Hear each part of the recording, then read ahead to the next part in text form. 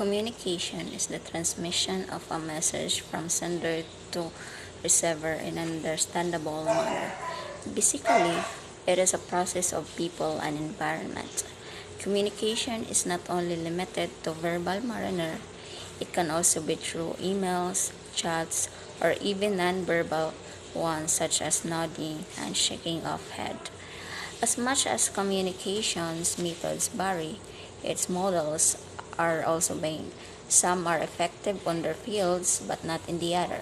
I am talking about three models of communication, namely linear, interactive, and transactional models. Linear models perhaps is the simplest model of communication among the three.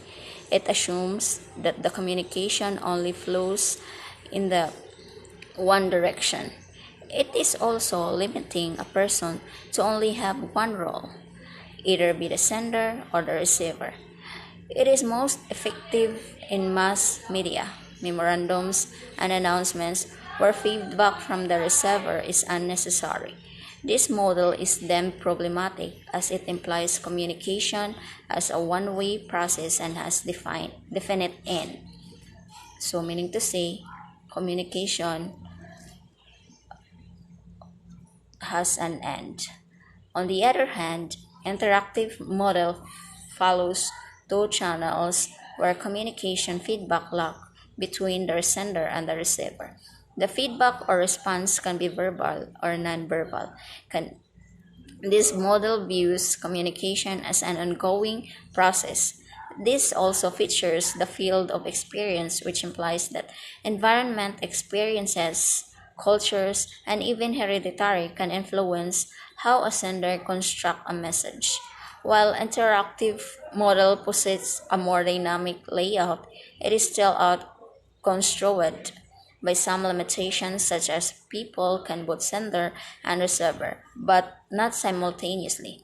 Finally, the transactional model among the three is the most dynamic in this model.